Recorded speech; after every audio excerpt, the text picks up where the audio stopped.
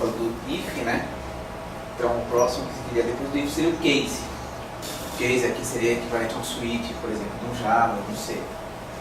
E a sintaxe dele é case. Aqui você vai ter uma palavra, essa palavra pode ser uma variável, pode ser resultado de um comando, pode ser todas aquelas coisas que a gente tem o hábito de usar no case. E aqui você vai ter patterns que você vai buscar. Vai ter um pattern só, você vai botando pipes e outros patterns não são regex, são patterns do shell, então vale asterisco, interrogação, aqueles patterns normais de arquivos. E aí, como resultado, então você vai ter os seus comandos. E ele termina desse jeito aqui, tá? Ponto e vírgula duas vezes. Ou ponto e vírgula duas vezes e um E comercial. Qual é que é a diferença? A diferença é que esse aqui tem um break incluso, ou seja, ele vai rodar isso aqui, parou, sai do case. Esse aqui não, esse aqui rodou, ele vai continuar avaliando os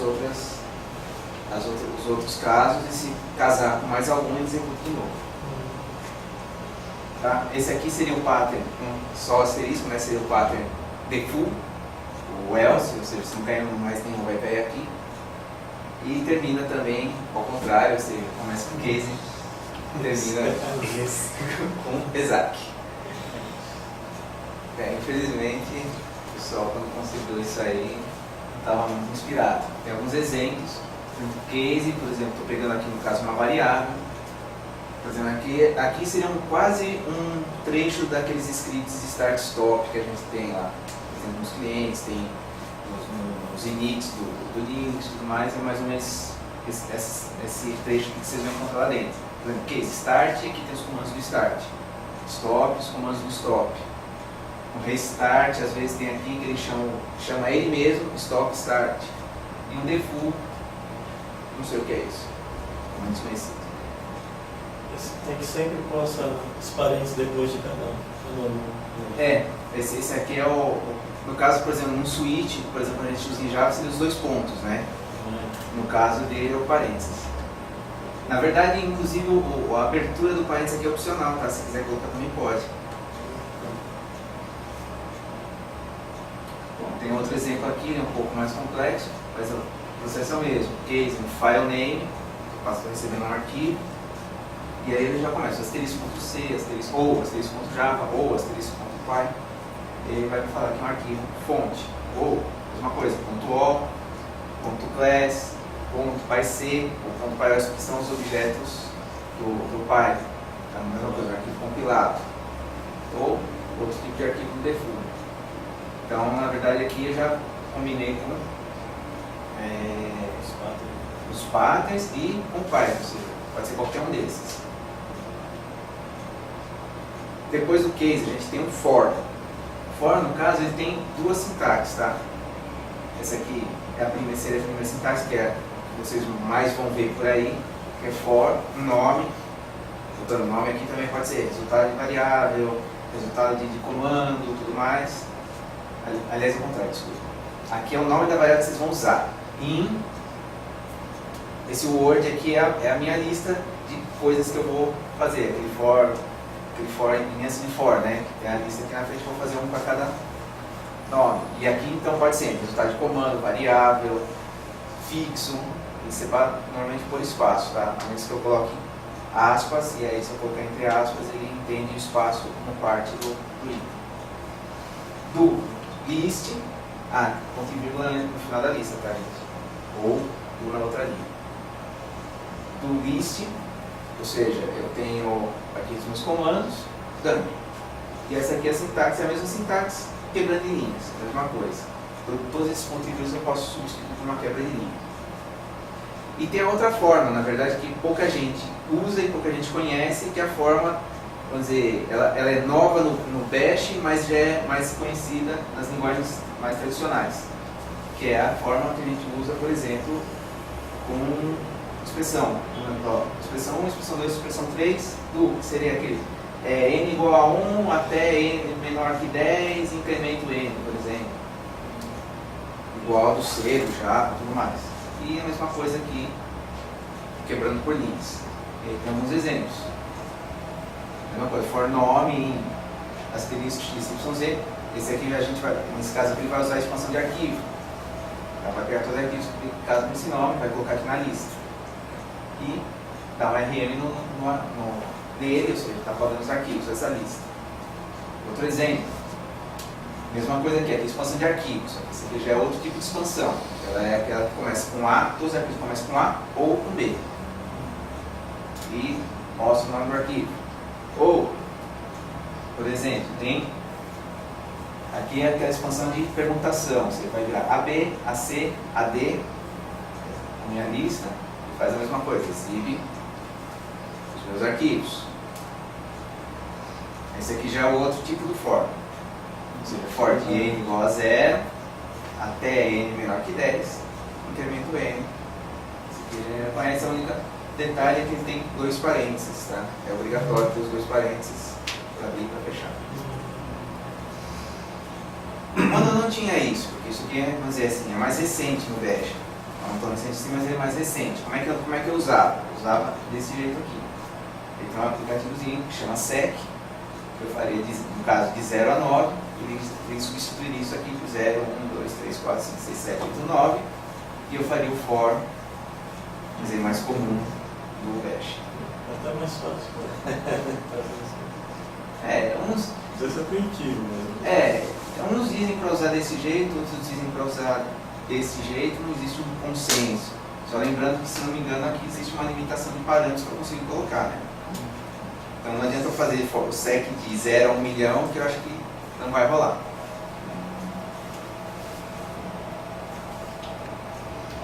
O próximo cara que seria o while e o until.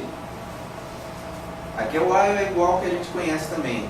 Não sei, while, list. Esse list aqui pode ser um ou vários comandos, tá? A única coisa que o que acontece é que o último comando, o resultado do último comando é que vai me determinar se eu vou entrar no do ou não. Para que isso? Porque às vezes eu preciso de mais de um comando para receber meu resultado, mas às vezes não é um teste simples, tem que fazer alguma coisa antes.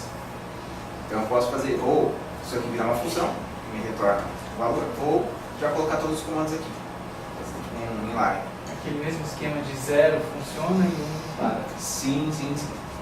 Até vou colocar aqui as duas observações. A primeira, lembrando que 0 é true, outros valores é false. E o until, que é o contrário. Na verdade, aqui, enquanto o while vai rodar enquanto for true, ou 0, o until vai rodar enquanto for não 0. Exatamente. Diferente um pouco também, a outra observação que está aqui, diferente um pouco também de outras linguagens, por exemplo, Pascal, que tem um until, na verdade chama de repeat. Normalmente, as linguagens que têm construção de until, o until é avaliado no fim do laço. Ou seja, primeiro sempre executo isso e depois testo. No caso do Bash, não. Ele primeiro testa e depois executa. Então, assim, para quem vê isso aqui e achar que funciona igual às outras linguagens, não, ele é diferente, ao contrário. Que mais? Exemplos. Mesma coisa aqui. Aqui seria quase igual a um for, tá? Daquele for de 1, 2, 3. Eu vou ter. No início vai ter um valor inicial, no fim um valor final. Lembrando aqui aqueles parâmetros posicionais, né? Para receber. Isso aqui eu já estou colocando outras coisas junto para vocês também darem uma relembrada, tá bom? Isso a gente já falou. Tem o while, o teste, lembra do teste? Chaves. Início menor do que fim. E vai ter. Mostra o início e incrementa. Operação matemática em cima de variável. Então, você vai fazendo até que eu consiga, até chegar no final. Fora o while until, a gente tem também, do mesmo jeito que outras linguagens, a gente tem o break e o continuo. O break, você está dentro de um while, de um for, de um until, dá um break, ele sai fora, continue, ele volta para o início e, se for o for, ele já pega o próximo valor, o próximo item. Se for o break, ele vai reavaliar a condição. Se for o while, se for until, ele vai reavaliar a condição para ver se continua. Então também, mais uma coisa, exemplos, for, in, aí eu usei aquele lá do sec. Detalhe do sec que eu não coloquei, tá? Ele pode ter um incremento aqui no meio. Posso fazer de 1 a 10, variando de 2 em 2, por exemplo. Só que, ao contrário do normal, ele seria sec 1, 2, 10. O incremento vem no meio. Não, é intuitivo. Sintaxe é um pouco diferente. E, mesma coisa, mostra se for igual a 5, então break, inside for, cai fora. Sem segredos. Mais duas coisinhas só que eu vou mostrar hoje. Bem mais rápido do que eu imaginava, ainda vai ser 9 minutos. Uma delas é o Here Documents. Isso aqui é o seguinte, que nem a gente, por exemplo, a gente está escrevendo está trabalhando em Java, quer construir uma SQL. Como é que a gente faz? A gente pega uma string e vai concatenando, né? Concatena. Em outras linguagens, por exemplo, em Python, em Ruby e tudo mais, existe uma string grande, ou seja, tem outros nomes lá, não lembro quais são os nomes que eles usam, mas é uma string que você pode começar numa linha, vai escrevendo e termina com, lá no final, ele tem todo aquele bloco com uma string só. No Bash também a gente tem isso, chama Here Documents. A sintaxe dele, no caso, é essa aqui. São dois sinais de menor. Você pode ter esse tracinho aqui, opcional, né? O delimitador. Um delimitador aqui é um texto. O seu texto todo que você vai usar. E um delimitador para fechar. Esse tracinho aqui, a única coisa que ele faz, na verdade, é o seguinte. Você vê que eu indentei o texto. Se eu não colocar esse tracinho, vai pegar esse texto do jeito que eu escrevi aqui. Se eu botar esse tracinho, eu tirei a indentação do texto. Só para ficar, por exemplo, para fazer mais legível, né? Eu quero entender que esse texto está aqui, mas não quero esses espaços que estão na frente. Então, uso o tracinho. E aí tem um exemplo. Por exemplo, var1 estou atribuindo é igual a menor, é off. Qualquer coisa aqui, tá? É, por convenção, normal usar off, mas não é obrigatório, pode ser qualquer texto. Escreve seu texto e no final é off. Normalmente também é comum usar esse off bem no início da linha, tá? Grudado no início para entender, para não ter dúvida que esse cara é o delimitador. Qualquer palavra? Qualquer palavra. Você vai colocar carneiro, como você escreveu? Funciona. Carneiro. Em cima e embaixo. É igual. O EOF aqui não é que é reservado, tá? É uma convenção, normalmente as pessoas usam e colocar o EOF aqui. Mas não é obrigatório, qualquer texto serve. E a última são os header strings. O que são os header strings? É o seguinte, quando eu chamo um executado, a primeira coisa que o sistema operacional vai ver é, ele tem atributos executados? Tem. Beleza, que é aquele atributo X. Ele é texto ou ele é binário? Se ele for binário, ele vai tentar interpretar aquilo como um executável normal. Vai tentar carregar e fazer o normal. Se ele for um texto, aí ele tem que decidir o que é aquele texto. Ele é um script, é um shell script, ele é em Python, ele é em Ruby, ele é em... O que ele é? Como é que ele descobre isso? Na verdade ele não descobre, a gente tem que indicar para ele. Então quando eu tenho um script, normalmente é comum a gente usar um header específico, ou seja, a primeira linha do meu script dizendo o que ele é. Se não colocar nada, ele vai entender que é um shell script. Mas, por exemplo, se você estiver usando em Python, você vai ter que colocar, senão ele vai tentar rodar teu programa em Python como shell script, não vai dar certo. Como é que é a sintaxe disso? Você tem isso aqui, esse aqui é um comentário dentro do script, tá? Só que ele é um script com uma exclamação. E na frente, o nome do aplicativo que vai rodar o teu script. Então, por exemplo, se fosse no caso um shell script, teria então /bin/bash. Esse aqui é o padrão. Eu vou dizer o quê? É um shell que vai rodar, é um script que vai rodar dentro do bash.